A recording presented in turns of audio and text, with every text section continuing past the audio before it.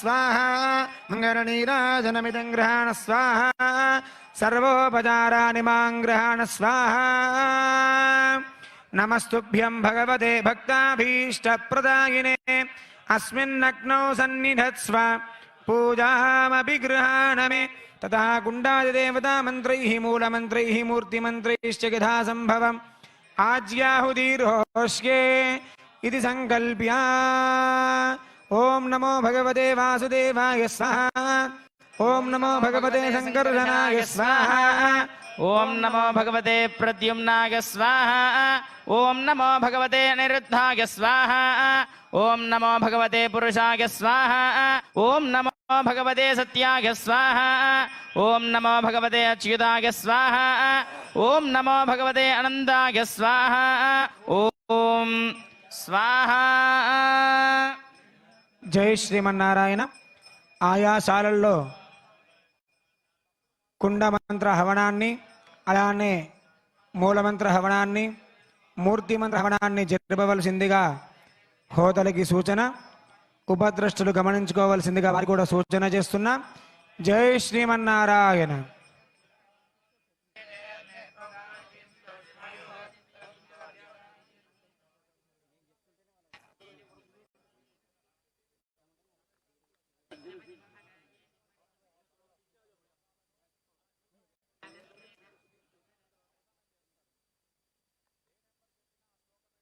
మూలమంత్ర హవనం పూర్తయిన తర్వాత పురుష సూక్త హవనం శ్రీ సూక్త హవనాన్ని జరుపుకుంటాం. లక్ష్మీనారాయణ యాగ మహోత్సవంలో భాగంగా పురుష సూక్త శ్రీ సూక్త హవనాన్ని మరికొద్ది క్షణాల్లో మనం ప్రారంభించుకుంటాం. ఇక్కడ ప్రధాన యాగశాలలో అనుసంధానం చేస్తారు. దాన్ని అనుసరించి ఆయా శాలల్లో హవనాన్ని జరపవలసిందిగా సూచన. జై శ్రీమన్నారాయణ.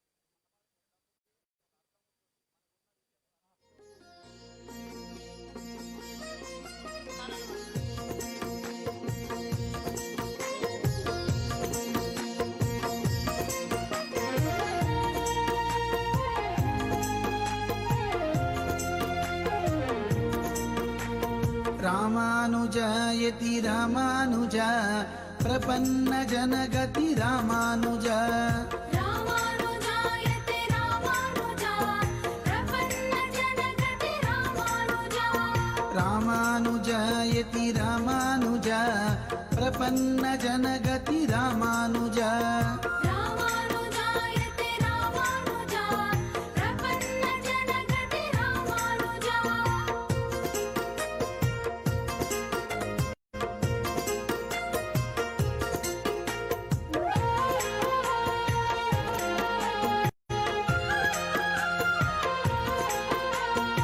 श्रीपति चित्तज रामानुजा हारित गोत्रज रामानुजा केशव नंदन रामानुजा कांतिमती सुत रामानुजा रामानुजायते रामानुजा प्रपन्न जनगति रामानुजा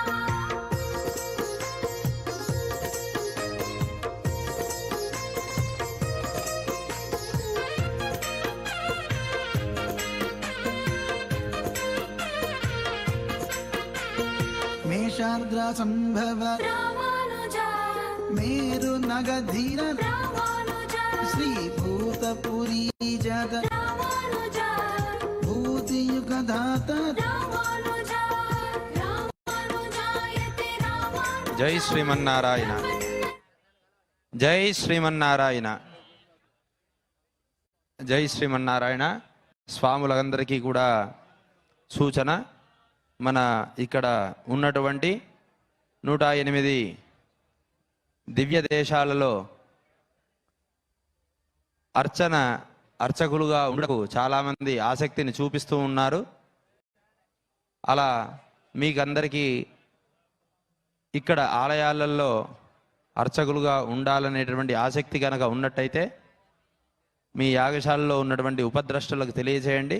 వారు నేరుగా మాకు తెలియజేస్తారు. అర్చకులుగా ఉండడానికి చాలామంది ఆసక్తిగా ఉండి అడుగుతున్నారు. మీరు మీ యాగశాల ఉపద్రష్టలకు కనుక తెలియజేసినట్టయితే వారు వచ్చి మాతో తెలియజేస్తారు. గమనించి అర్చకులుగా ఉండాలనుకునే వారంతా కూడా మీ ఉపద్రష్టలు కానీ ఇక్కడ ప్రధాన యాగశాలలో ఉన్న స్వాములకు ఎవరికైనా కానీ తెలియచేయవలసిందిగా సూచిస్తున్నాం. జై శ్రీమన్నారాయణ.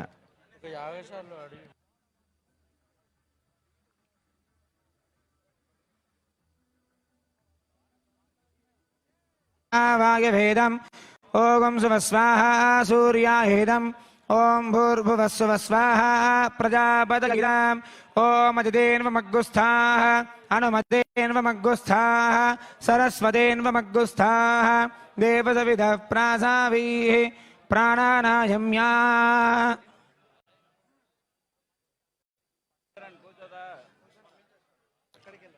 పురుష సూక్త స్త్రీ సూక్త హవనానికి అంతా కూడా సంకల్పం చేసుకుందాం.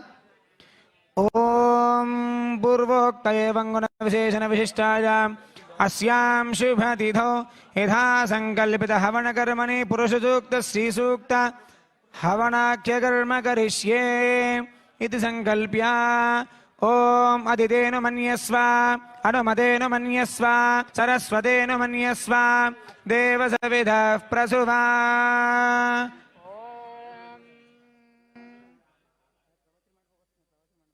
ఓం సహస్రశీర్షా పురుషః సహస్రాక్షः సహస్రపాత్ స భూమిం విశ్వతో వృత్వా అత్యతిష్ఠద్దశాంగులం.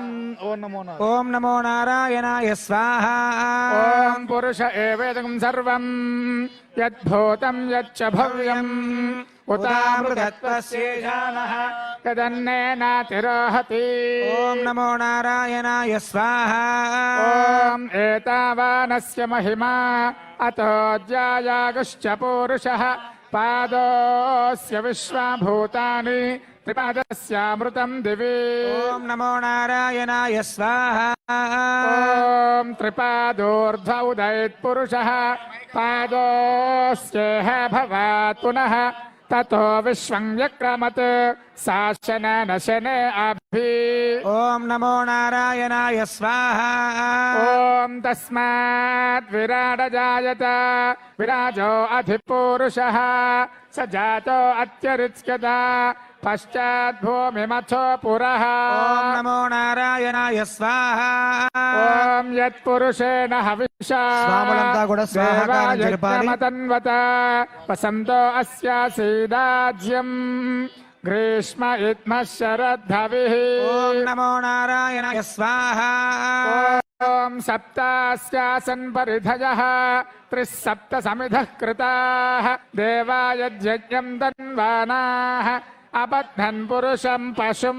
ఓం నమో నారాయణాయ స్వాహ.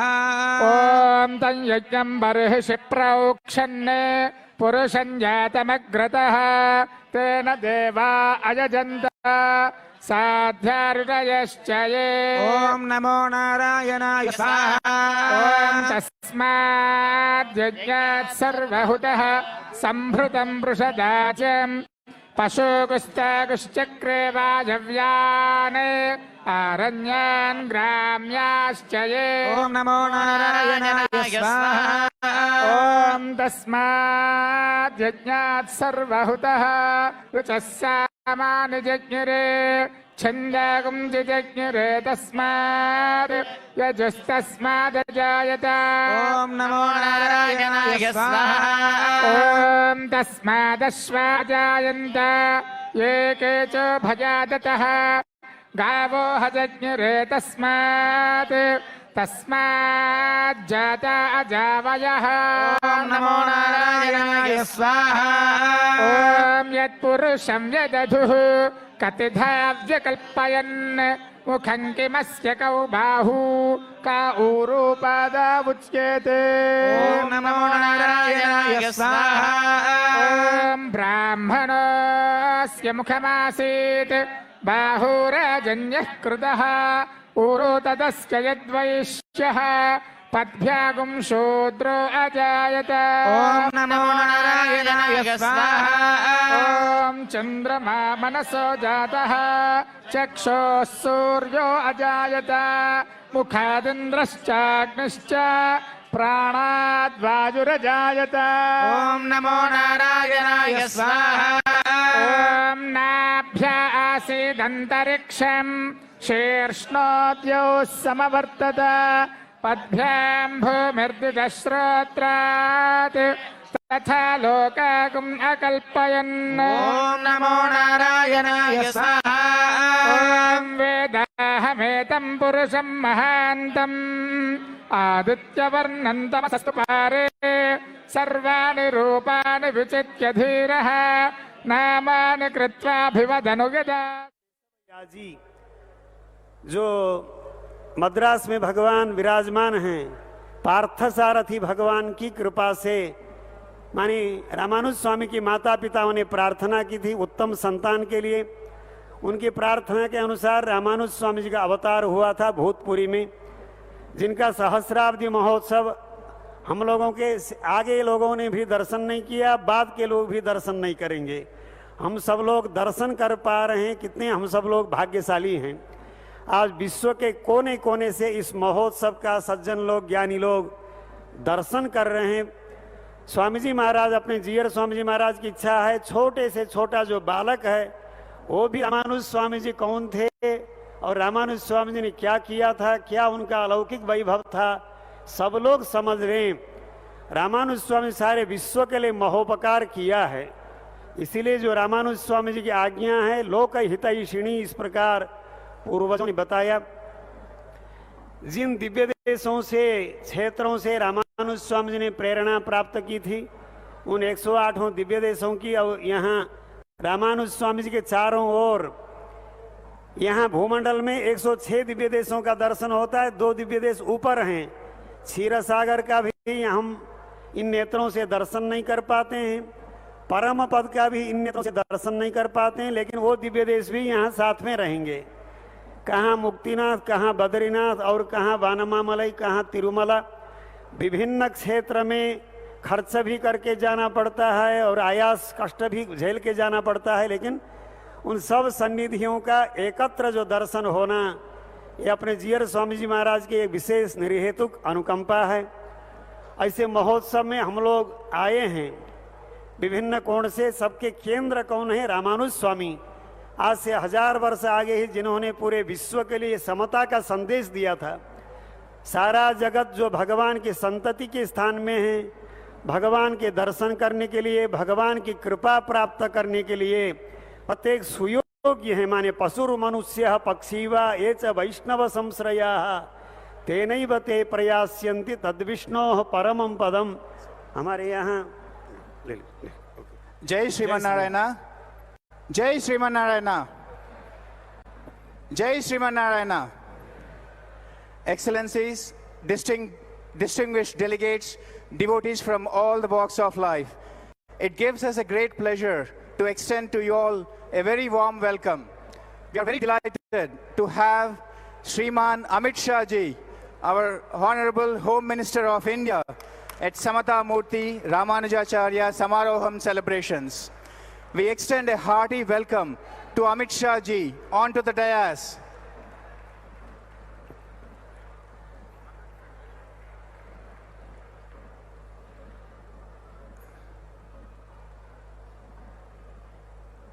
Jai Sriman Narayana, we are very, very excited to have Honorable Home Minister of India, Shriman Amit Shah ji, grace this occasion. We are very proud to have representatives from all walks of life. The leaders of the nation arrive here to show their solidarity to the message of equality given by Ramanujacharya.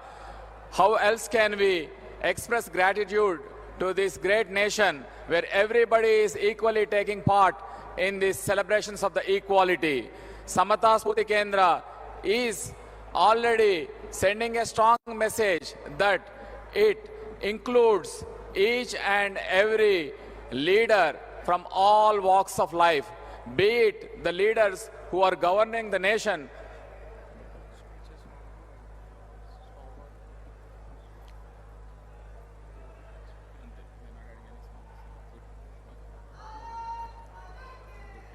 Jai.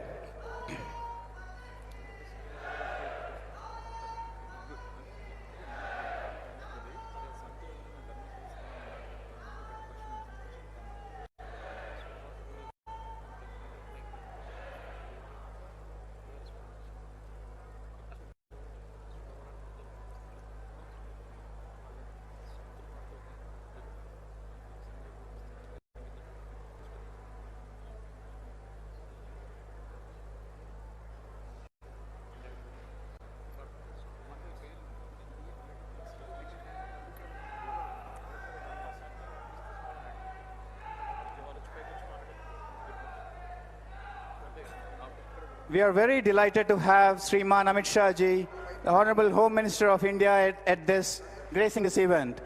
We extend a hearty welcome to Amit Shah ji onto the dais. We pray to His Holiness Sri Chinnajiyar Swami ji to grace this dais.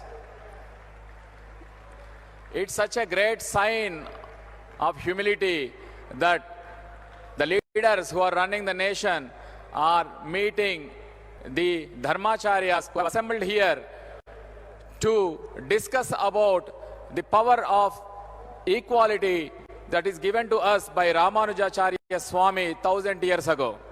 We also request Shriman Bandi Sanjay ji, Shriman Dr. Jupeli Rameshwar Rao ji, Shriman Chalimeda Lakshmi Narsimha Rao ji, Srimati Vanaja Bhaskar Rao ji onto the dais.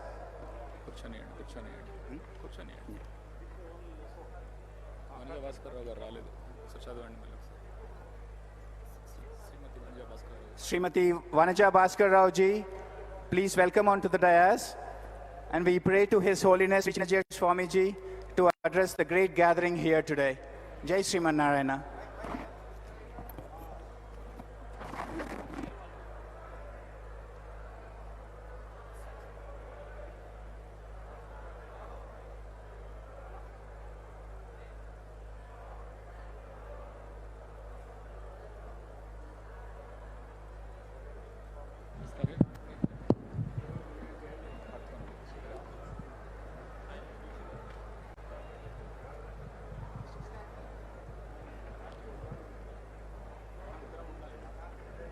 यो नित्यमच्युतपदाम्बुजयुग्मरुक्मा व्यामोहतस्तदितराणि तृणाय मेने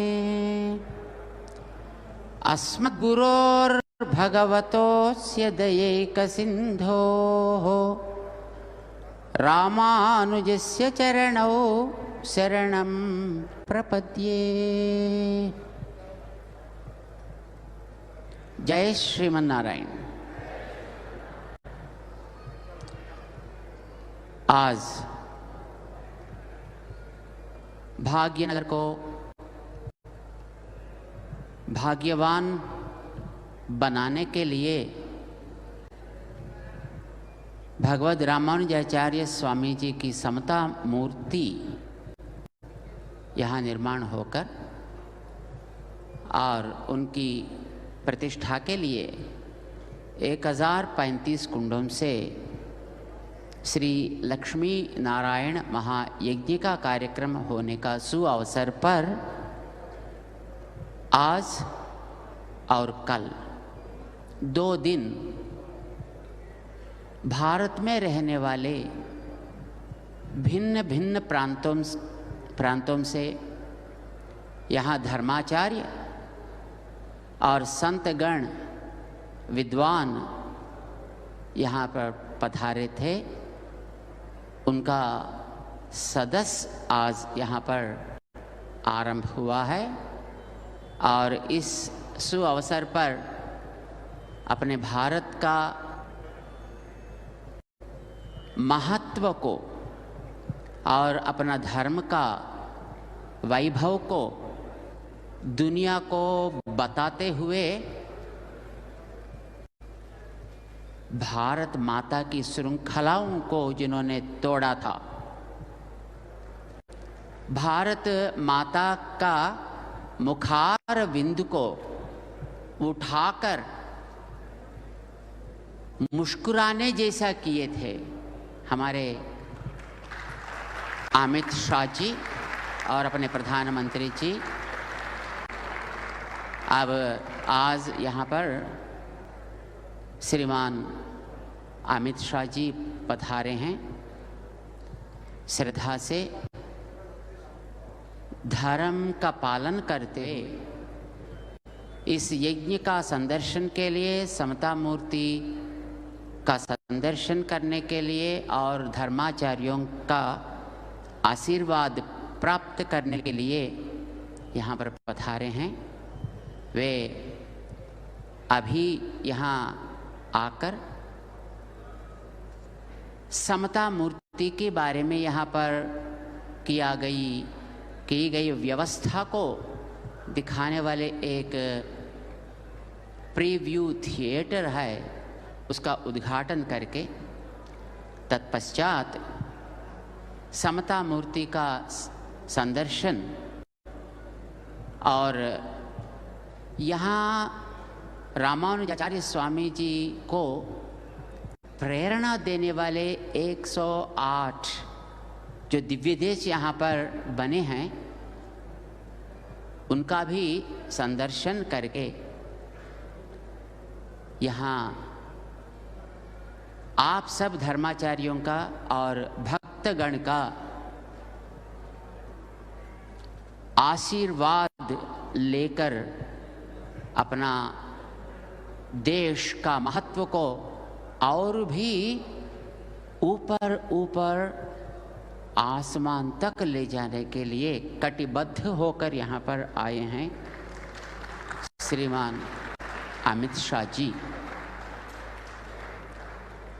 यहाँ पर समता मूर्ति का निर्माण के लिए 2014 से एक कल्पना करके निर्माण आरंभ हुआ और अब वो ही कल्पना साकार होकर रामानुजाचार्य स्वामी जी की भव्य मूर्ति को संदर्शन करने का अवकाश दे रहा है। कोई पूछे रामानुजाचार्य स्वामी जी के लिए उतनी ऊंचाई में मूर्ति का निर्माण करने का क्या जरूरत थी, तो कहा रामानुजाचार्य स्वामी जी समता का एक आइकॉनिक पर्सनालिटी थे। ये आज नहीं है, 1000 साल पहले की बात थी, 1000 साल पुरानी बात थी। उस काल खंड में समता जैसे बातों को कल्पना भी कर नहीं सकते थे लोग। जो आचार व्यवहार उतना रिजिड रहता था उस समय में, कोई ऐसी बात अपने मुंह से कहते तो उनको घोर दंड दिया जाता था और उनको समाज से बहिष्कार करते थे या उनको वहीं समाप्त भी करते थे। महिलाओं को तो मंत्र का अवकाश ही नहीं थी उस समय में। ऐसे समय में रामानुजाचार्य स्वामी उन बैरियर्स को हटाकर सबको भगवान का मंत्र जपने का अधिकार है, महिलाओं को भी साधिकारता दिए थे। और समाज में रहने वाले जो दीन दलित ऐसे लोगों को भी भगवान का दर्शन करने के लिए उन्होंने द्वार खोल दिए, मंदिर में भी उन लोगों को प्रवेश कराए। उनकी प्रेरणा इन सारे मंदिरां दिए थे। तो रामा स्वामी जी को ऊंचाई जो है, हम भी रामानुजाचार्य स्वामी जी का मूर्ति जैसे ऊपर ऊपर बढ़ जाएं समता का संदेश लेकर। एक एक भी जो यहाँ पर आते हैं और दर्शन करते हैं, वो सब अपना अपना नियम के अनुसार समाज में समता की पालना करते हुए ऊपर आसमान ही सीमा ऐसा बढ़ने के लिए ही ये मूर्ति इतनी बड़ी बनी है। आनंद की बात है, इस प्रोजेक्ट 6 साल में साकार करके दिखाए हमारे डॉक्टर रामेश्वर राव जी, और यहाँ पर उपस्थित श्रीमान चलमेड लक्ष्मण राव, लक्ष्मी नरसिम्हा राव उसका एक महत्वपूर्ण सदस्य हैं, और श्रीमान संजय जी तो भारतीय जनता पार्टी का अध्यक्ष भी तो है ही हैं। और आपका आगमन से इस प्रोजेक्ट का महत्व बढ़कर इसकी शोभा अत्यंत विकास होकर सब इसका फल लेने के लिए मार्ग खुला है। श्रीमन, आपका स्वागत कहते हुए और आपका मन का भाव और जनता को संबोधन से आप बता दें, ऐसा हम आपको आह्वान कर रहे हैं। प्रीतम गृह मंत्री श्रीमान अमित शाह जी।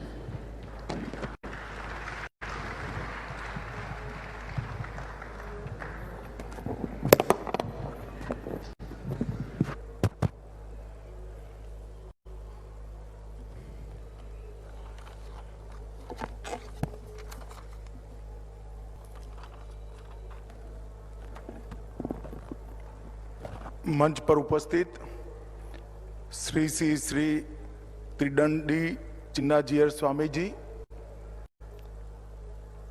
डॉक्टर जे रामेश्वर राव मुख्य ट्रस्टी, श्री सी लक्ष्मण राव अध्यक्ष जीवा, मेरे साथी सांसद और तेलंगाना भारतीय जनता पार्टी के अध्यक्ष श्रीमान मंडी संजय कुमार जी, और आज देश भर से अनेक मत अनेक संप्रदाय के यहाँ पधारे हुए सभी संतगण, सभी आचार्यगण, आप सभी के चरणों में प्रणाम कर कर मैं मेरी बात की शुरुआत करना चाहता हूं। स्वामी जी की विनम्रता कई बार क्षोभजनक कुछ लोगों के लिए हो जाती है। उन्होंने कहा कि महान स्मारक जो रामानुजाचार्य का उनके जीवन की कल्पना और जीवन के कर्तृत्व से बना है, मेरे आने से लोगों को आने की यहां प्रेरणा होगी। स्वामी जी, संतों का स्वभाव होता है सूक्ष्म लोगों को बढ़ाई कर कर बड़े करना, परंतु मैं जानता हूं यहां आकर मैं आज चेतना और उत्साह दोनों को प्राप्त कर कर मेरे जीवन में आगे बढ़ने वाला हूं।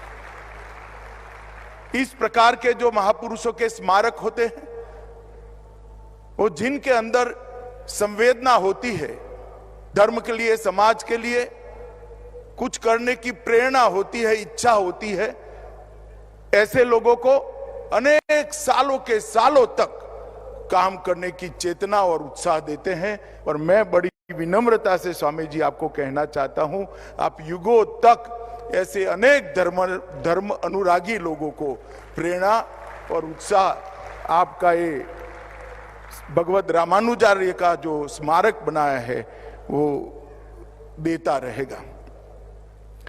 पूज्य संत गण यहां उपस्थित है। मैं इस सब के भी कहना चाहता हूं कि कोई भी मत, कोई भी संप्रदाय के अनुयायी हो, वो सभी को एक बार यहां आने की प्रेरणा इसलिए देनी चाहिए कि अंततोगत्वा सनातन धर्म की शरण में ही सबके उद्धार का मूल बसा हुआ है।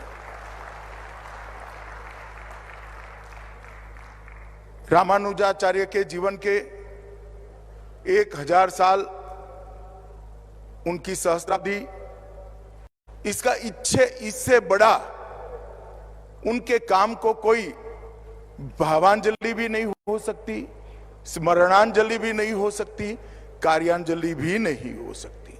रामानुजाचार्य के जीवन को, उनके संदेश को सब जीव एक समान है।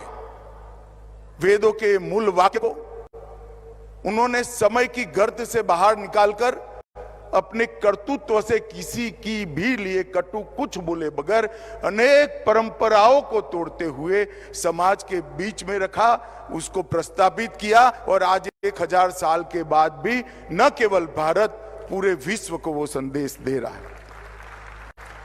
इस स्टैच्यू ऑफ इक्विटी की प्रतिमा अभी अभी हमारे देश के सम्माननीय प्रधानमंत्री श्रीमान नरेंद्र मोदी जी और दंडी स्वामी जी के कर कमलों से इसका उद्घाटन हुआ।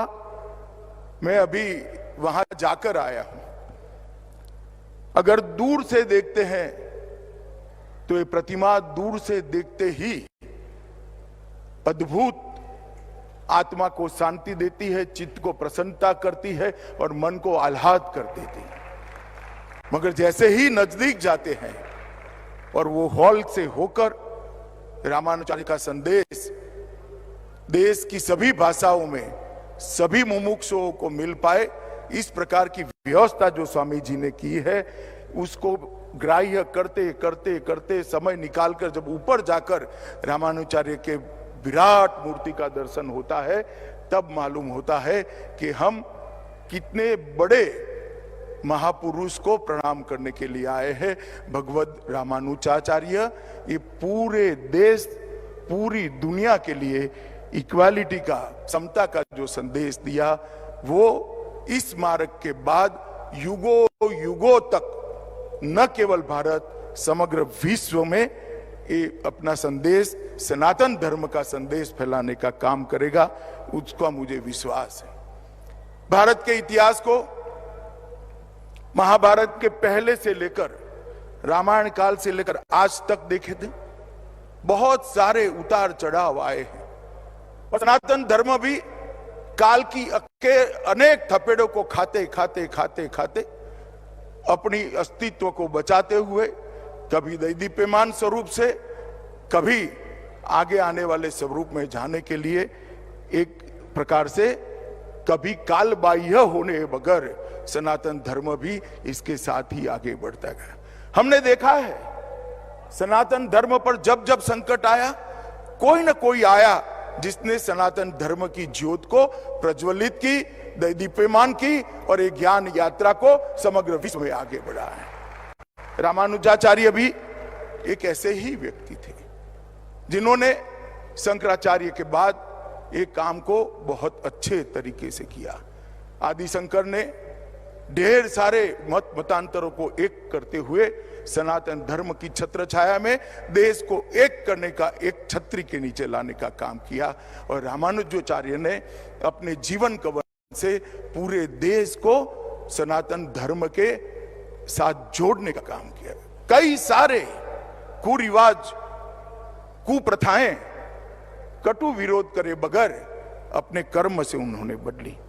कई बार मैं जब पढ़ता हूं तब मुझे विचार आता है कि सनातन धर्म में ऐसा क्या है कि जिसकी धारा क्षुण्ण रूप से कालबाह्य होए बगैर बह ही जाती है, बह ही जाती है। ऐसा क्या है, इसके अंदर अमृत तत्व क्या है?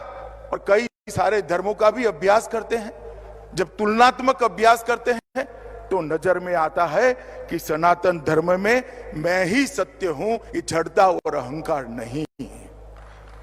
हमारे यहां शास्त्रार्थ की व्यवस्था रही, खंडन की व्यवस्था रही, मंडन की व्यवस्था रही और श्रेष्ठ को स्वीकारने की विनम्रता भी रही। और इसी के कारण सनातन धर्म आगे बढ़ता गया, बढ़ता गया, बढ़ता गया। हो सकता है आज ध्यान से देखने वालों को देखे कि हम काफी पिछड़ गए हैं, मगर ये सारे देश के सभी मतों के संप्रदाय के आचार्य यहाँ बैठे हैं। आप सभी को देखकर मुझे पूरा भरोसा है कि ये यात्रा ना कभी रुकेगी, ना कभी थमेगी और फिर से एक बार दिग्विजयी होकर पूरे विश्व के अंदर ज्ञान का प्रचार और प्रसार करेगी। आज मैं जब यहाँ आया हूं तब इस पवित्र भूमि पर यहाँ पर जो स्मारक बनाया है और इसके साथ साथ वेद अभ्यास की भी व्यवस्था करी है। वेद की 9 के 9 शाखाओं के अभ्यास शास्त्रोक्त तरीके से हो सके, ऐसे विद्यार्थी भी यहां से निकलेंगे, पूरे देश भर में फैलेंगे और जहां जहां जाएंगे वहां वेद के ज्ञान की सुगंध को, उसकी ज्योत को प्रज्वलित करते जाएंगे।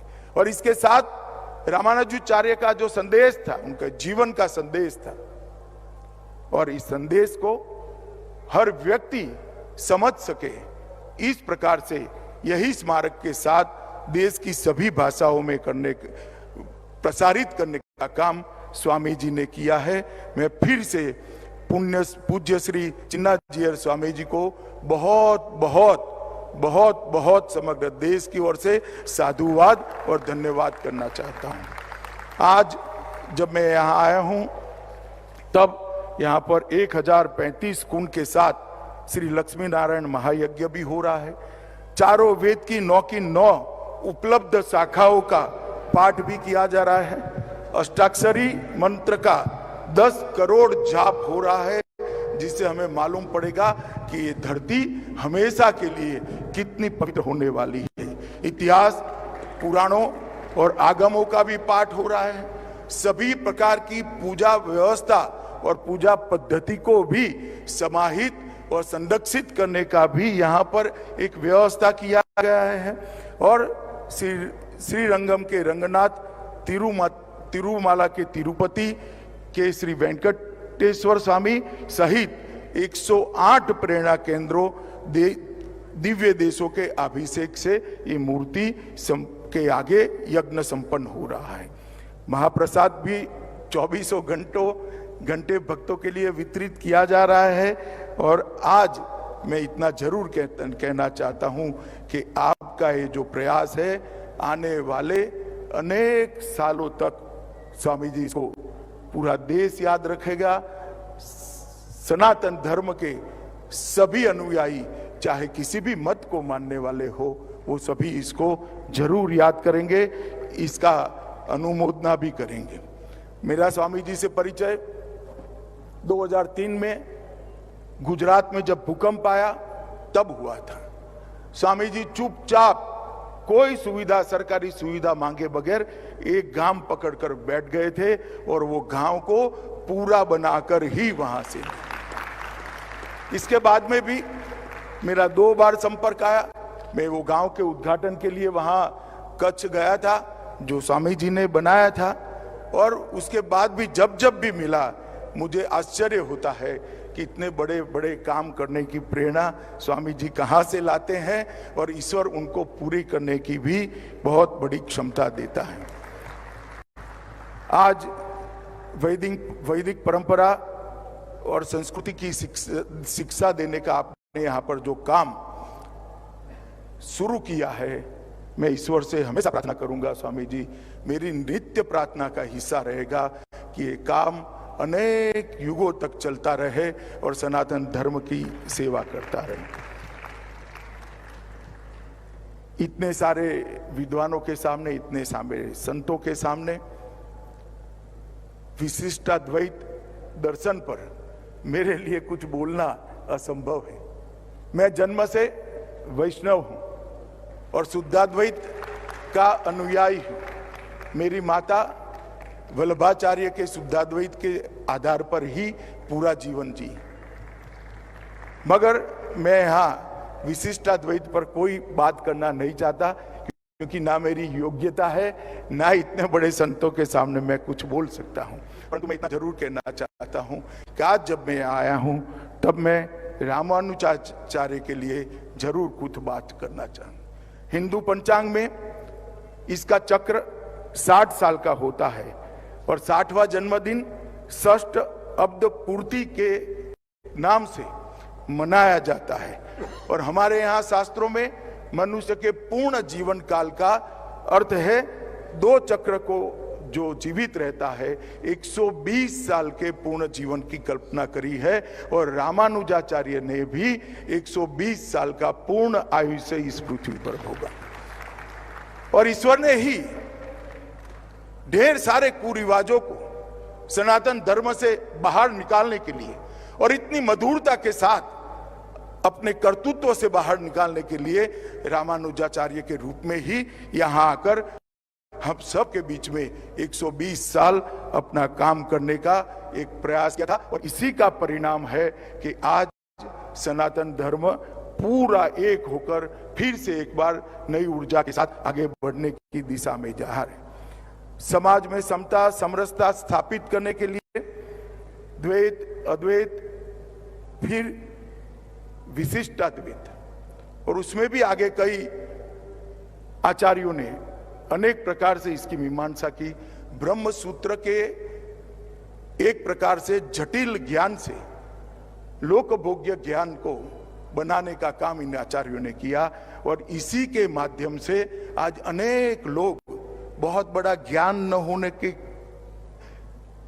बावजूद भी अपना जीवन वेद के बताए रास्तों पर जी रहे हैं, क्योंकि आचार्यों ने जो जीवन पद्धति को बताया उसी को आचरण में रखा। और आज ज्ञान न होने के बावजूद भी कई लोग वेद के आधार पर अपना जीवन जीते हैं। उसमें सबसे बड़ा योगदान रामानुजाचार्य जी का था।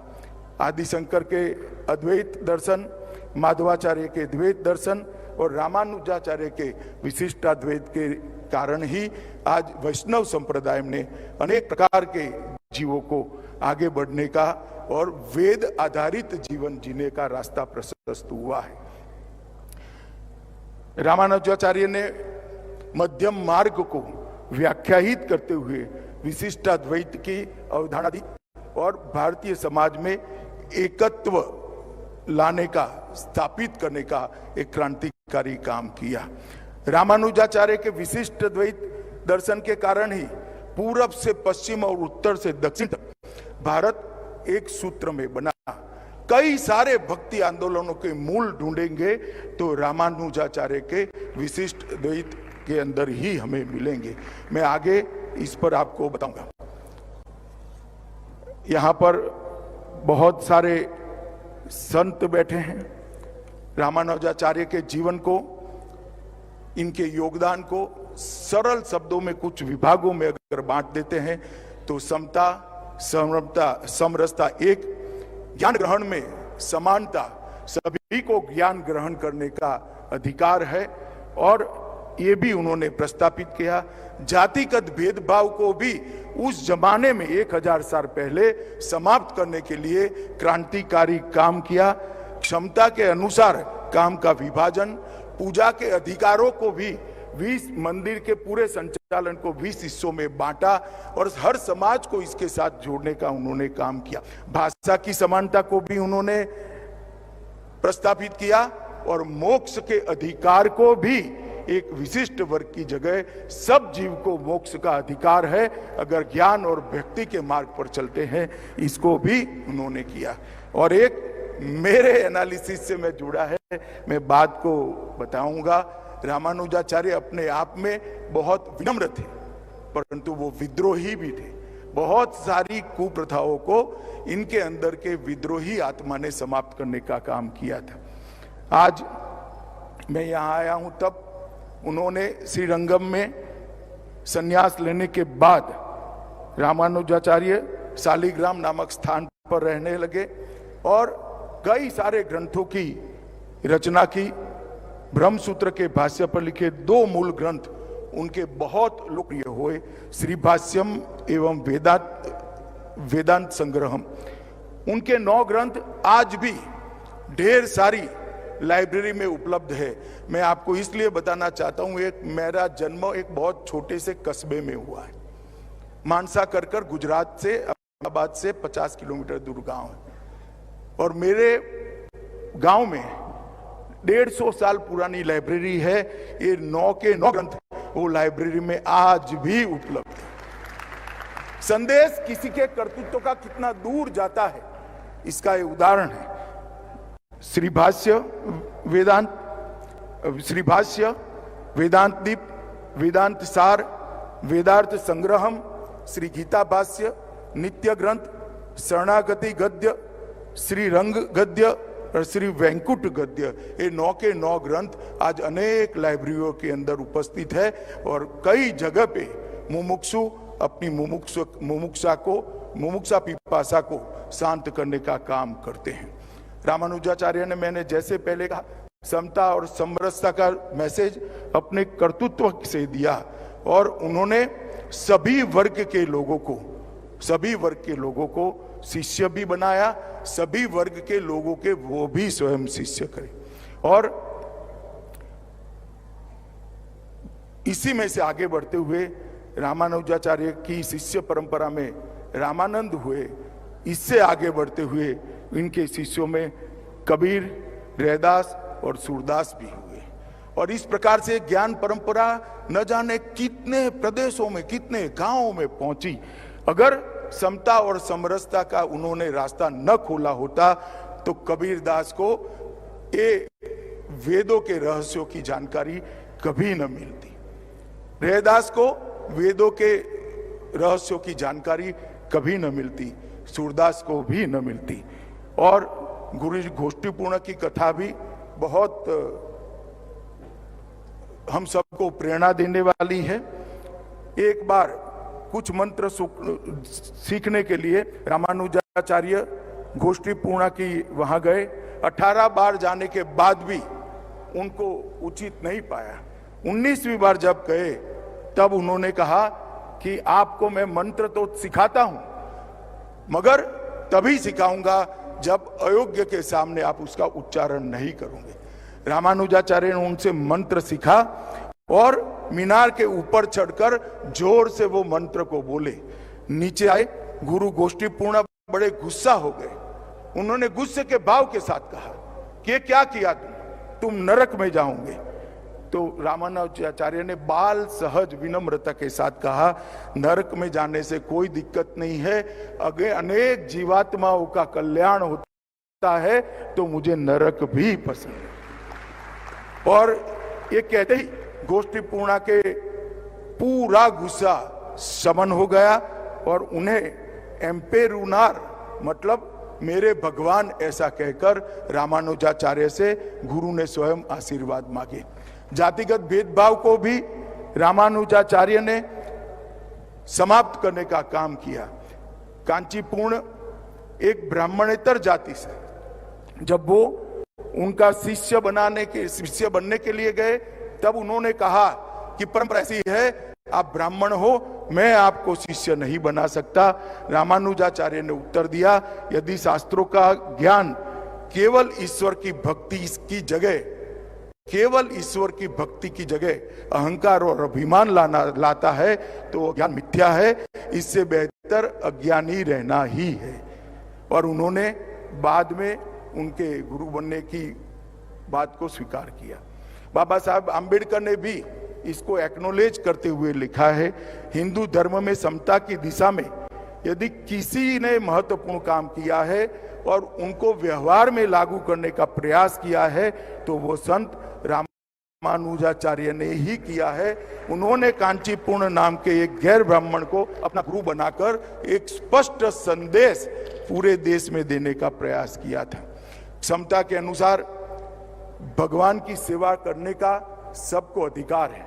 इस बात को उन्होंने व्यवहार से मंदिरों के प्रशासन के अंदर लागू किया और उन्होंने प्रशासन के अंदर कई सारे 20 हिस्से बनाए और 20 हिस्सों में मंदिर की टोटल प्रशासन को बांटकर उन्होंने सब समाज के लोगों को 20 के 20 हिस्सों के साथ जोड़कर सर समाज को मंदिर के लिए कुछ करने का अधिकार देने का काम किया।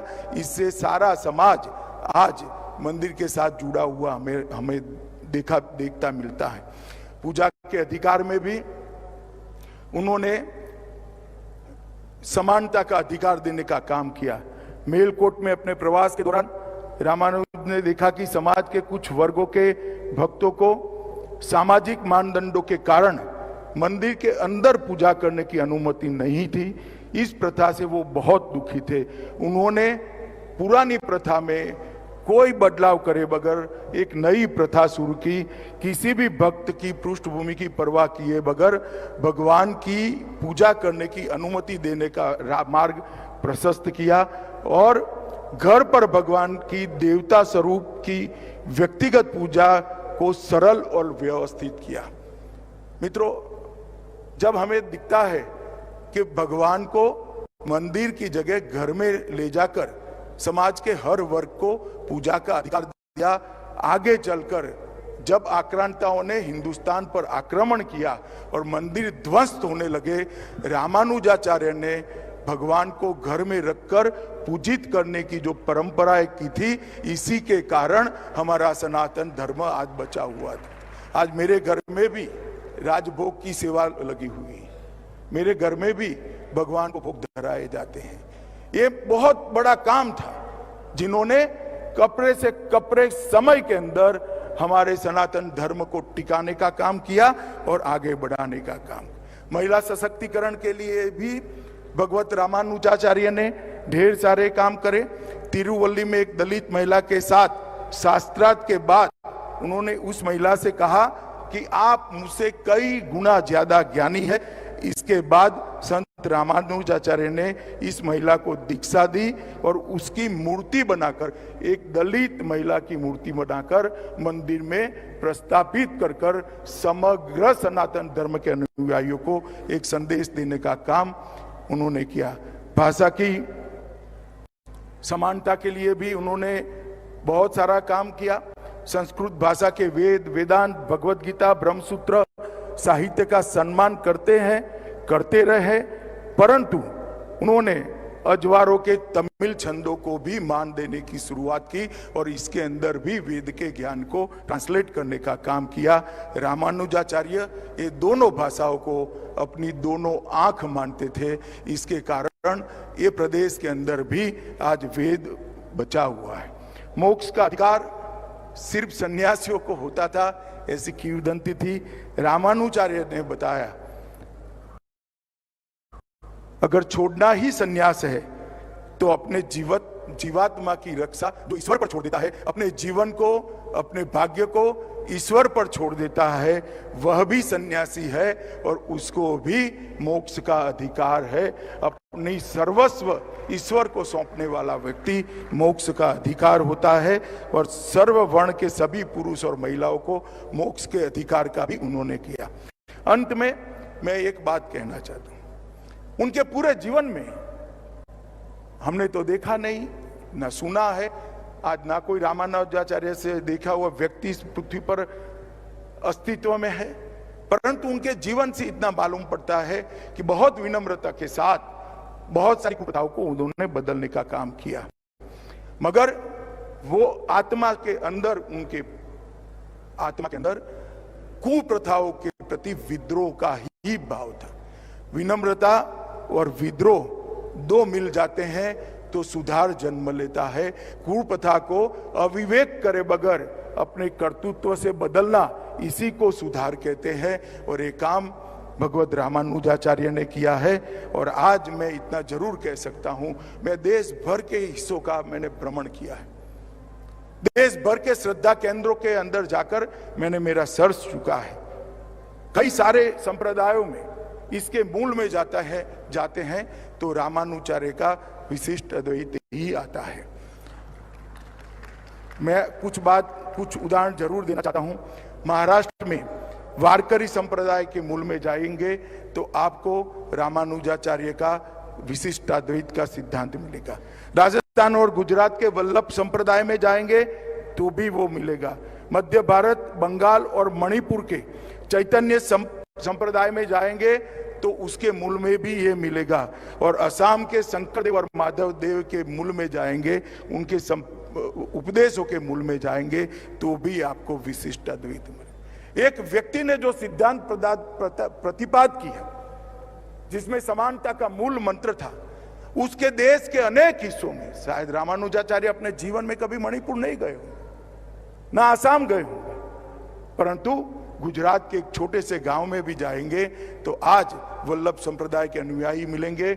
आसाम के अंतिम गांव में मैं गया हूं जो बांग्लादेश की बॉर्डर पर है, वहां पर भी शंकर देव के अनुयायी मिलते हैं। और बंगाल के अंतिम गांव में भी गया हूं, वहां पर भी चैतन्य महाप्रभु का कीर्तन करने वाले लोग, भक्ति संप्रदाय के लोग मिलते हैं। स्वामी रामानंद के बारे में कौन नहीं जानता। स्वामी रामानंद जी के 12 प्रमुख शिष्यों में कबीरदास भी रहे। नाभादास जी, सेननाई, पीपादास, सूरदास सहित 12 महापुरुषों की परंपरा भी रामानुज से ही उत्पन्न हुई है। इस परंपरा का गुणगान करते हुए कबीरदास जी ने एक दोहे में लिखा है, श्री नारायण मूल हमारे, रामानुज की शाख, रंगकार में रमता जो की, गुरु रामानंद ने भाग। एक व्यक्ति के जीवन से जो दक्षिण भारत में जन्मा, तमिलनाडु में जन्मा, उसने कबीरदास को प्रेरणा देने का काम किया और कबीरदास ने समाज के सभी निचले वर्गों को उठाने का काम किया। और आज मैं इतना जरूर कहता हूं कि उन्होंने ढेर सारे मैनेजमेंट के लिए भी काम किए थे, मगर इसके बारे में जाने का भी समय नहीं है। आज मैं इतना कहना चाहता हूं, विशिष्टाद्वैत दर्शन और भक्ति संप्रदाय, ये दोनों जब तक पृथ्वी रहेगी तब तक अक्षुण्ण रहेंगे, कभी कालबाह्य नहीं होंगे। और स्वामी जी आपने बनाई हुई मूर्ति भी युगों युगों तक रामानुजाचार्य के संदेश को आगे बढ़ाती जाएगी। और पूज्य संतों और माताओं, बहनों, भाइयों को भी मैं कहना चाहता हूं, ये विधि का ही आशीर्वाद है, विधाता का ही आशीर्वाद है कि जिस कालखंड में स्टैच्यू ऑफ इक्विटी बनता है, उसी कालखंड में राम मंदिर का भी पुनर्निर्माण, भव्य राम मंदिर का होता है। इसी कालखंड में काशी विश्वनाथ कॉरिडोर का भी 650 साल के बाद पुनरुद्धार होता है। इसी कालखंड में केदार धाम भी बनता है। इसी कालखंड के अंदर बद्री धाम का भी पुनर्निर्माण का नींव डाला जाता है। एक कालखंड है जहां से सनातन धर्म को उठकर जागरूक होकर समग्र विश्व के अंदर अपने दैदीप्यमान ज्ञान को आगे बढ़ाना है मित्रों। और आज मुझे यहाँ पर इस कार्यक्रम में स्वामी जी ने निमंत्रित किया, मैं जीवन भर आपका कृतज्ञ रहूंगा। स्वामी जी, आपने ये महान कार्य के अंदर मुझे जोड़ा और रामानुजाचार्य के लिए कुछ बोलने का मुझे अवसर दिया। मैं मानता हूं कि सालों सालों तक आपका बनाया हुआ रामानुजाचार्य का ये स्टैच्यू ऑफ इक्विटी विशिष्ट अद्वैत का संदेश विश्व भर को देगा, समानता का संदेश विश्व भर को देगा और सनातन धर्म का संदेश विश्व भर को देगा। फिर से एक बार समग्र देशवासियों की ओर से आपको प्रणाम कर कर मेरी वाणी को विराम देता हूं। वंदे मातरम।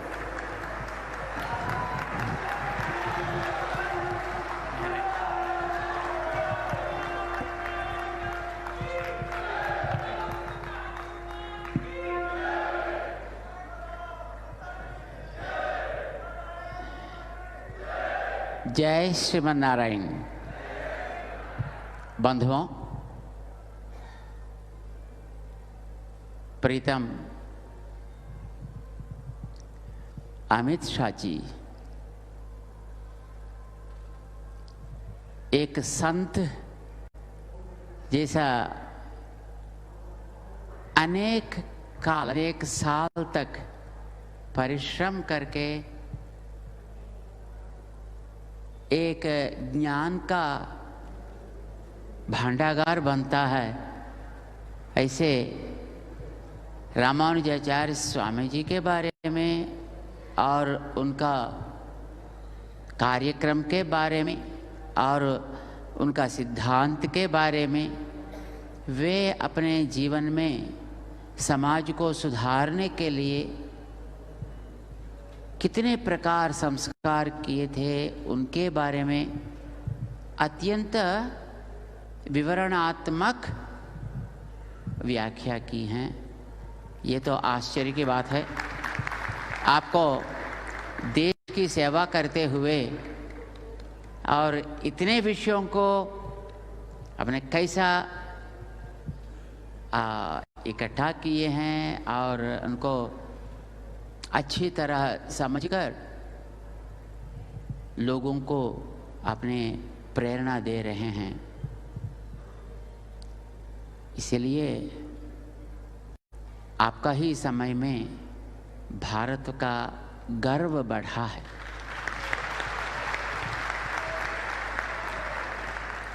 मैं भी भारत का हूं, ऐसा कहने के लिए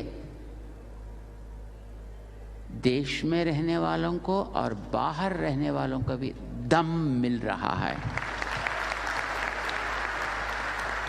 ये तो बहुत आनंद की बात है श्रीमान अमित शाह जी, बहुत आनंद की बात है। आप स्वयं इतना समय लेकर यहाँ पर पधारे हैं। हम जानते हैं अभी आप कितने व्यस्त हैं,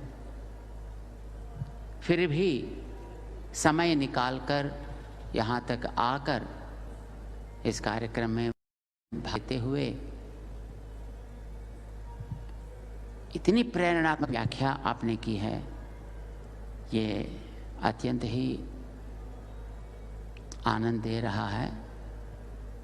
और जब से ये कार्यक्रम यहाँ पर आरंभ हुआ, तब से जो यहाँ का सरकार और यहाँ का जो चीफ मिनिस्टर अपने KCRP हैं, वो भी तो एक वैष्णव है, वो भी बहुत भक्त ही हैं, और वो भी इस कार्यक्रम के लिए हर प्रकार की सुविधाएं बना के दी हैं। हम जानते हैं यद्यपि राजनीति में अनेक प्रकार की पंथाएं होते हैं, परंतु भगवान के सामने भगवत सेवा के लिए हम सब एक होकर आगे चलना है। ये बात मानते हुए वे अच्छा सपोर्ट किए थे, और यहाँ इतने भारी कार्यक्रम होने के लिए जो सरकार की ओर से जो रास्ता की व्यवस्था होनी चाहिए, और जल की व्यवस्था और विद्युत शक्ति की व्यवस्था, कई प्रकार की व्यवस्थाएं होते हैं ज़रूरत, उन सब में वे अपने योगदान से और इस कार्यक्रम को बहुत सारे सुविधाएं किए हैं, और उसके लिए भी हम बहुत ही आभारी हैं। और यहाँ हमारे इस कार्यक्रम का स्वरूप देने में हमारे डॉक्टर रामेश्वर राव साहब और हमारे लक्ष्मी नरसिम्हा राव जी और भास्कर राव जी करके और कई भक्तगण सब अपनी श्रद्धा से इस कार्यक्रम का स्वरूप साकार करने में सहयोग दिए हैं। धर्म के प्रति और देश की समग्रता के प्रति श्रद्धा रखते हुए ये सब भक्तगण इस कार्यक्रम को साकार किए हैं, और उन लोगों की सपना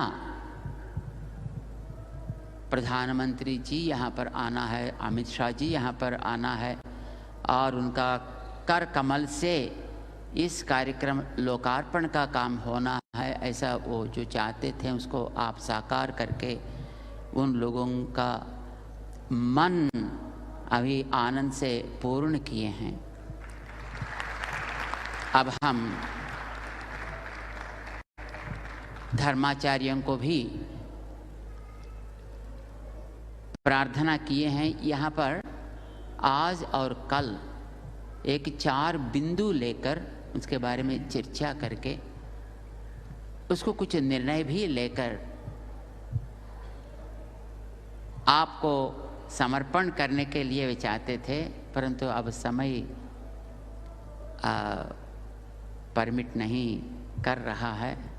फिर भी हम ये धर्म आचार्यों का जो भाव है और वे जो निर्णय लेते हैं उसको आपको हम भेजेंगे, समर्पण करेंगे और उसको कार्यान्वित करने के लिए जो भी करना है वो अवश्य ही आपका सहयोग उसके लिए होगा, ये हमारी आशा है। अब हम श्रीमान डॉक्टर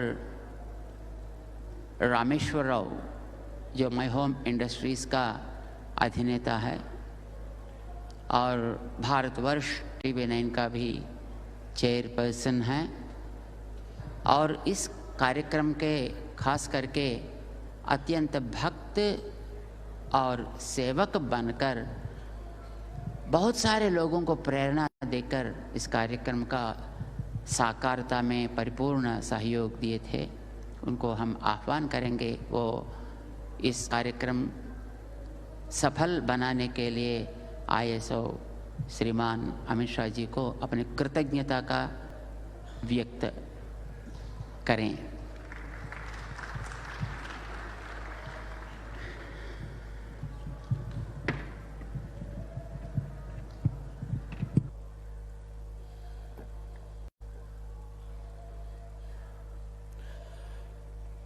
जय Sriman Narayana. His Holiness Sri Sri Sri Tridandi Srimannarayana Ramanujachinajir Swamiji, since last 6 years, on the eve of Sahasrabdi, 1000 years of the Ramanujacharya and his greatness, under the context of today, to take to world and particularly India should gain with his philosophy, with that motive. Day and night last 6 years, Swamiji has put all of us in this work. We are lucky to involve in this work. Today, with our Honorable Prime Minister, this grand statue and message has been released to the nation and the whole globe is following now. And today is one more very important day. Our country most powerful Home Minister, Sri Amit Shah ji, in spite of his very busy schedule, we all know that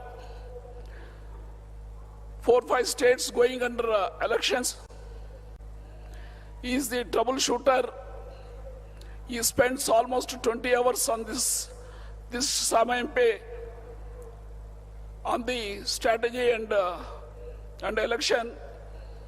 In spite of that, to give this great message of Sri Ramanujacharya, he has taken, specially came to Hyderabad and is seen and inspired, and we all seen what a great speech Sandesh is given.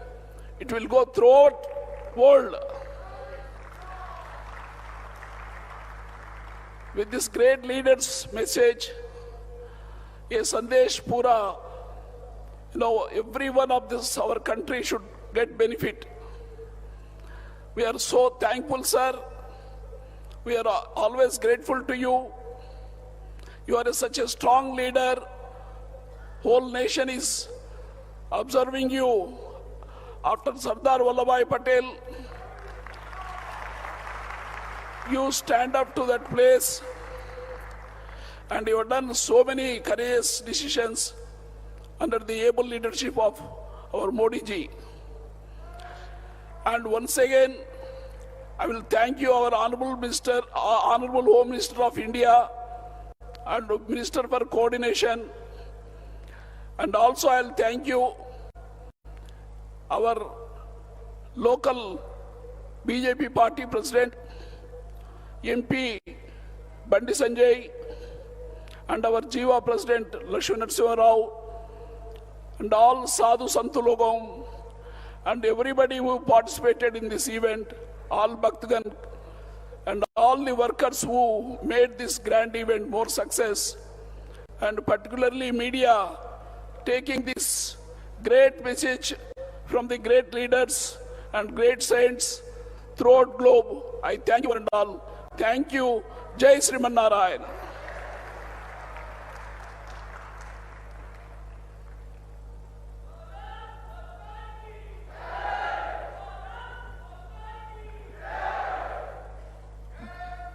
Jai Sriman Narayana.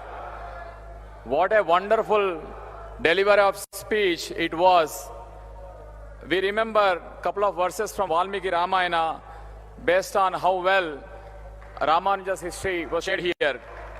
Kon vasmin sampratam loke gunavan kascha viryavan dharmagyascha krutagyascha satyavakyo drudavrataha charitrena cha koyuktaha sarvabhuteshu kohitaha vidwan kaha kas samardascha kaschaika priyadarshanah atmavan ko jitakrodo Judiman ko anasuyakaha kasya bibhyate devascha jata rosasya samyuge. We now pray to His Holiness Sri Chinnajiyar Swamiji to honor our Home Minister Sri Amit Shah Ji. Of all the 16 qualities of Sri Rama, we would like to highlight a couple of qualities of Raja Sri Ramachandra from the 16 mentioned in Sri Ramayana. Rama is Dharmagna. He always strived to do his duty with righteousness as a king.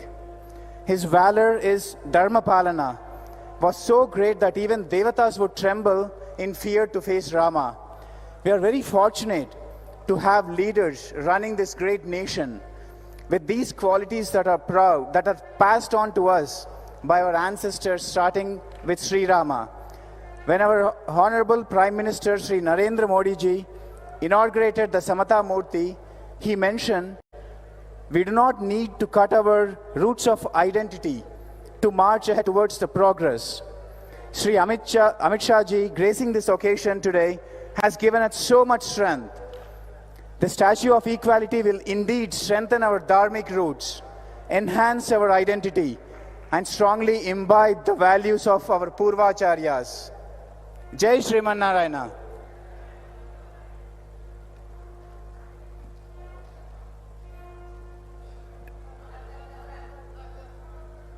The 9 gems of Bhagavad Ramanujacharya, what a great research Sri Amit Shah ji has done, and the way he explained about Vishishtadvaita Siddhanta and also Ramanuja Sampradaya augurs well for the nation because it talks about the power of equality. Jai Sriman Narayana. Jai Sriman Narayana. Jai Sriman Narayana. Jai Sriman Narayana.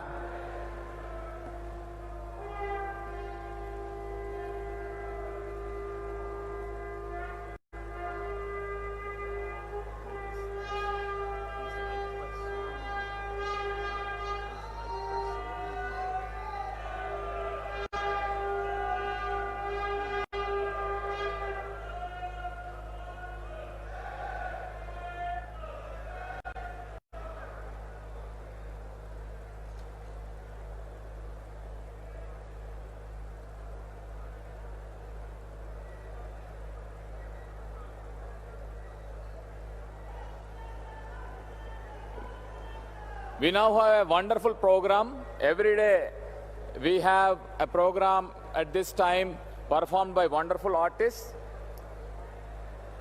Sukanya Ram Gopal ji has arrived here and she'll be performing Ghatam here. కైంకర్యమున చేయించుకున్న భాగ్యం ఒకటి. రెండోది మళ్ళీ యజ్ఞమూర్తి అనిన వారితో 18 రోజులు వాదయుద్ధం జరిగింది. 17 రోజులు రామానుజుల వారు ఊడిపోయారు, గెలవలేదు. అంత బాగా వారు యజ్ఞమూర్తి వారితో వాదం చేశారు. రాత్రి 17వ రోజు రాత్రి అప్పుడు రామానుజుల వారు, అయ్యా మన పూర్వులు నాథమునుల వారు యామనాచార్యులు సంపాదించిన ఈ దివ్యమైన ఈ సంప్రదాయం నా కాలములో పాడైపోతుందే అని కష్టపడిన సందర్భములో కంచి వరదరాజస్వామి స్వప్రముఖంగా వచ్చి కళరూపంగా వచ్చి వారికి కొన్ని విషయములు తెలియచేసి, అది వేరే ఏమి లేదు, యామనాచార్యులు అనుగ్రహించిన సిద్ధిత్రయములో ఉంటున్న కొన్ని విషయముల తెలియచేయమని చెప్పారు. అట్లనే తెలియచేసి వారును గెలించారు. ఈ విధముగా ఇంకా ఎన్నో వృత్తాంతములు చెప్పొచ్చు. అట్లా ఉంటున్న ఆ కంచి వరదరాజస్వామి వలనే మన రామానుజుల వారు పరిపూర్ణమైన భాగ్యం పొందినవారు. అటు ఉన్న ఒక దివ్య దేశం లేదు. మా తాతగారు అంటున్నవారు, కంచికి వెళుతాము అనినా కంచి అది ఒకటి లేదు. ఆ ఊరికి ఏమి పేరు? పెరుమాళ్ కోయిల్. అది పెరుమాళ్ కోవిల్. మళ్ళీ అక్కడ పెరుమాళ్ కోవిల్ కంచికి వెళ్ళిన అవతల అయ్యా గుడికి వెళ్ళి వస్తాము. గుడిన ఏమని సంప్రదాయంలో కోయిల్ అంటున్నారు. కోయిల్కి వెళ్తాము. అక్కడ కొండలో ఉంటున్నారు తిరుమలలో. దానివల్ల కోయిల్, తిరుమలై, పెరుమాళ్ కోవిల్ 3 దివ్యక్షేత్రమున కలిసి ఉంటున్న దివ్యమనిన ఈ సాకేతములో అన్ని దివ్యక్షేత్రముతో సేవించడం పరమ భాగ్యం. అటు ఉన్న భాగ్యం ఎప్పుడు మనకు లభించాలి. శ్రీమతే రామానుజాయ నమః. జై శ్రీమన్నారాయణ. ఇంతవరకు ప్రసంగించినటువంటి స్వామి కంచి నుంచి వేయించేసినటువంటి రాజహంస స్వామి. ఈయన సామాన్యమైన స్వామి కాదు. మన శ్రీ వైష్ణవ సంప్రదాయంలో పరమాచార్యులుగా కీర్తింపబడే ప్రతిపాది భయంకరం అన్నంగరాచార్య స్వామి అని మన సంప్రదాయానికి చాలా గట్టిగా ఉండేవారు. ఎన్నో గ్రంథములను రచించి ఎన్నో ప్రవచనములు చేసి ఇక్కడ మన తెలుగు భూమి మీద కూడా వారికి శిష్య పరంపర ఉంది. కృష్ణా జిల్లాలో అక్కడ వారు వచ్చేవారు. అటువంటి మహానుభావులు శ్రీ వైష్ణవ సంప్రదాయంలో ఉన్నత స్థానంలో ఉండి మన పెద్దస్వామి వారి యందు ప్రీతి కలిగిన వారు. ఎందుకంటే వారు పెద్దస్వామి వారి యందు ప్రీతి కలిగి ఉండటం ఆశ్చర్యకరమైన విషయం. వారు సత్య సంకల్ప అని మన పెద్దస్వామి వారిని వారు పిలిచి తమ లెటర్ హెడ్ మీద సత్య సంకల్ప అని వేసుకున్నారు. ఇది చాలా ఆశ్చర్యకరమైన విషయం. అన్నంగరాచార్య స్వామి వారు కూడా గౌరవించారా, వారు శిరస్సును పెట్టుకున్నారా అని ఆశ్చర్యపడవలసినటువంటి విషయం. ఆనాడు కంచిలో కంచి స్థానంగా ఉండి అటువైపున ఉత్తర దేశంలో కాశీ విద్యాస్థానంగా ఉంటే ఇటు దక్షిణ దేశంలో కంచి విద్యాస్థానంగా ఉండేది. శ్రీ వైష్ణవ సంప్రదాయ విద్య మన కంచిలో చాలా అద్భుతంగా పరిఢవిల్లింది. భగవద్ రామానుజులు కూడా ఆరంభంలో కంచిలోనే శాస్త్రాధ్యయనం చేశారు. అటువంటి కంచిలో వేయించేసి ఉన్న కాంచి ప్రతివాది భయంకర అనంగరాచార్య స్వామి వారి వంశానికి చెందినటువంటి మహానుభావులు వారు ఇక్కడికి రావడం, ప్రసంగం చేయడం సర్వదా అది స్పృహణీయమైన విషయం. వారికి సర్వదా కృతజ్ఞతలు ఆవిష్కరిస్తున్నాం. కొద్ది సమయంలోనే అక్కడ పెద్దలు వేయించేసి ఉన్నారు. ఆ ప్రవచన మండపంలో ప్రవచనాదులు ఆ ప్రక్రియ అంతా సాగుతోంది. ఒక 5-10 నిమిషాల్లో వారు స్వామివారు బయలుదేరి ఇక్కడికి వచ్చేస్తారు. కనుక పూర్ణాహుతికి కావలసిన పూర్వరంగం అంతా కూడా మన స్వాములు ఇందులో ఏర్పరచుకుంటారు. స్వామివారు ఇక్కడికి వేయించేసేప్పటికి మనం పూర్ణాహుతికి సిద్ధంగా ఉంటాం. జై శ్రీమన్నారాయణ. జై శ్రీమన్నారాయణ. పంచసూక్త హవనాన్ని ప్రారంభించుకుంటున్నాం. స్వాములందరూ గమనించగలరని ప్రార్థన. ఓం భూ స్వాహాగ్నరగిదం ఓం భవ స్వాహా వాజవైదం ఓం సవ స్వాహా సూర్యాజేదం ఓం భూర్భువస్వ స్వాహా ప్రజాపతయ ఇదం ఓమదిదేన్వమగ్గుస్థాః అనుమదేన్వమగ్గుస్థాః సరస్వతేన్వమగ్గుస్థాః దేవసవిదః ప్రాసావీః ప్రాణానాయమ్యా.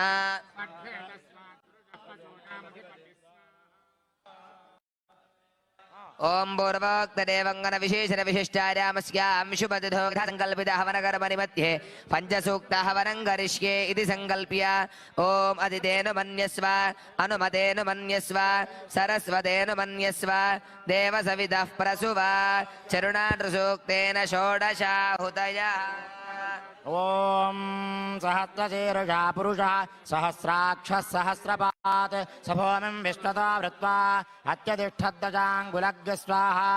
పురుష ఏవేదకం సర్వం యద్భూతం యచ్చ భవ్యం ఉదామృతత్వశేషానః యదన్నేనాతిరోహతి స్వాహా. ఉదావారస్య మహిమా అతో జ్యాయాగిష్టపూరుషः పాదోస్య విశ్వాభూతాని త్రిపాదస్యామృతం దివి స్వాహా.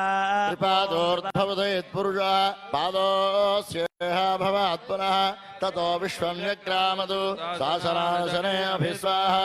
ఓం తస్మాత్ విరాట జాయత విరాజో అధిపూరుషः స జాతో అత్యరిచ్యత పశ్చాద్భూమిమతో పురస్వాహా. ఓం యత్పురుషేణ హవిషా దేవా యజ్ఞమతన్వత వసంతో అస్యాసీదాత్యం గ్రీష్మ యుద్మః శరద్ధ విశ్వాహా. స్యాదన్పరిధయః త్రిసప్తసమిధః కృతాః దేవాయ యజ్ఞం తన్వానాః అబద్ధం పురుషం పశుర్గ స్వాహా.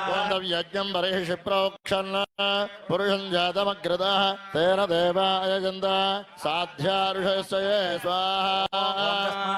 యజ్ఞాత్ సర్వభూతః సంభృతం పురుషాజ్యం పశోగస్తాకృష్టక్రే వాయవ్యాన్ ఆరణ్యాన్ గ్రామ్యాత్ స్వయే స్వాహా. తస్మాజ్ఞాత్ సర్వహుతః సామానజజ్ఞరే ఛందాగంసజజ్ఞరే తస్మాద్ యజుస్తస్మాదజాయత స్వాహాయంత ఏకేతో భయాతతః గావో జగ్గిరే తస్మాత్ జాతాజావయ స్వాహా. ఓం యత్పురుషం యదధో కతిధాభ్యకల్పయన్ ముఖం గవస్య కౌ బాహు కాబూరూపాదాబుచ్ఛేదే స్వాహా. ఓం బ్రాహ్మణోస్య ముఖమాసీత్ బాహూరాజన్యకృతః ఊరూరదస్య ద్వైష్యః పద్భ్యాగం శూద్రో అజాయత స్వాహా. ఓం చంద్రమా మనసో జాత చక్షుసూర్యోజాయత ముఖాదింద్రశ్చాగ్నిశ్చ ప్రాణాద్వాయురజాయత స్వాహా. నాభ్యాదిరంతరిక్షం శ్రేష్ణోద్యౌ సమవర్తత పద్భ్యాం భూమిర్తిశ్రోత్రాత్ తథా లోకాగం కల్పయన్ స్వాహా. ఓం వేదాహమేదం పురుషం మహాంతం ఆదిత్యవర్ణం తపస్తు పారే సర్వాణి రూపాణి విచిత్య ధీరः నామాని కృత్వాభివదర్యదాస్తే స్వాహా. చక్రః ప్రవిద్వాన్ ప్రతిశస్యరస్తః తమేవం విద్వానమృతయ భవతి నాన్యపంథాయనాయ విద్యతే స్వాహా. ఓం యజ్ఞేన యజ్ఞమేజంత దేవాః తాని ధర్మాణి ప్రథమాన్యాసన్ తే హనాగం మహిమానః సజంతే యత్ర పూర్వే సాధ్యాः సంతు దేవాः స్వాహా. నారాయణాయ విద్మహే వాసుదేవాయ ధీమహి తన్నో విష్ణుః ప్రచోదయాత్ స్వాహా. నాయ విద్మహే వాసుదేవాయ ధీమహి తన్నో విష్ణుః ప్రచోదయాత్ స్వాహా. విష్ణోర్నుగం వీర్యాణి ప్రబోధయ్యః పార్థివాని విమమేర్జాగం సుయో అస్కభాయదుత్తరగం రథస్థం విచక్రమాణస్త్రేధోర్గాయో విష్ణో పృష్ఠమతి విష్ణో స్న్యప్త్రే స్థో విష్ణో స్యూరతి విష్ణో ధ్రువమతి వైష్ణవమతి విష్ణవే స్వాహా. ప్రియో వివాదోస్యన్నరో యత్ర దేవయవో వదంతి గురుక్రమస్య చైవం ధరిద్ధ విష్ణోః పదే పరమే మధ్వవుత్స స్వాహా. విష్ణుస్తవతే వీర్యాయ మృగోణ భీమకుచరోగరిష్ఠాః యస్యోర్డుదృష విక్రమణేషు అధిక్షయన్ని భువనాని విశ్వా స్వాహా. ఓం పరమాత్మయ ధర్మవృధార నదేమహిత్వమన్వశ్రమంతి ఉభయతే విద్వరయసే పృథివ్యా విష్ణో దేవత్వం పరమస్య విత్సే స్వాహా. విచక్రమే పృథివీ మేధ ఏతాం క్షేత్రాయ విష్ణుర్మనుష్యదత్యన్య ధ్రువాదాద్యకేన యోజనాతః వృక్షిత్రికం సుజనిమాతగార స్వాహా. ఓం ధృదేవ పృథివీ వేషయేదాం విచక్రమే మనుష్యదస్యన్ ధ్రువాసో అస్య కీర యోజనాసః స్వాహా. ఓం ఇదం విష్ణుర్విచక్రమే త్రేధానుదేవతం సమూఢమస్య భాగం సురే స్వాహా. విచక్రమే విష్ణుర్గోపాదాభ్యాధర్మాణి ధారయన్ స్వాహా. ఓం విష్ణోః కర్మాణి పశ్యతేదో వ్రతాని పస్పశ ఇంద్రస్య యుధ్యః సఖా స్వాహా.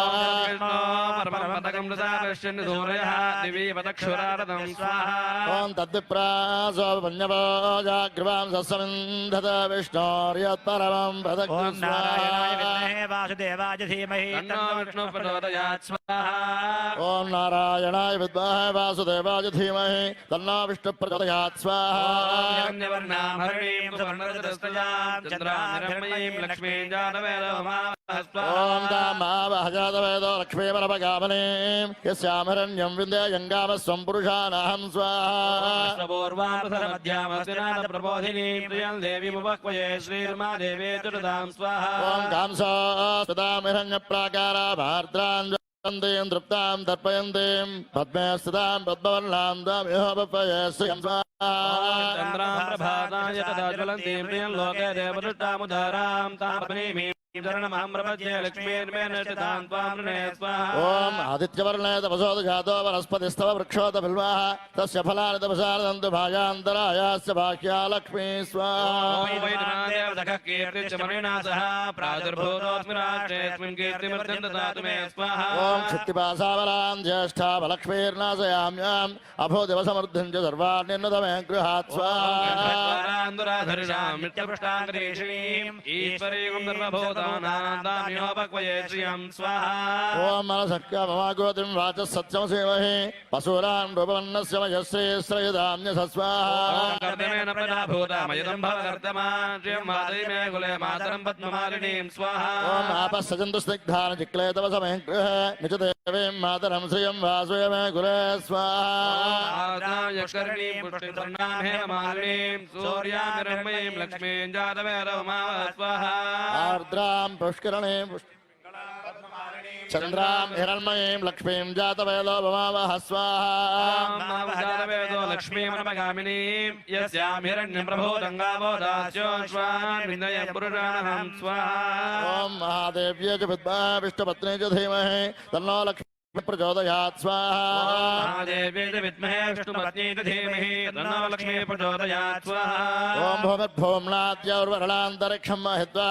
उपस्थेते देव्यै देग्यमन्नादमन्नाद्यायादधे स्वाहा आयङ्गौ कृष्णनक्रमेदनं पुनः पितरं च प्रयन् स्वाहा ओम त्रिगुंशद्धामविराजदिवाक्पदङ्गायुः श्रिये प्रत्यहस्य वाहद्युः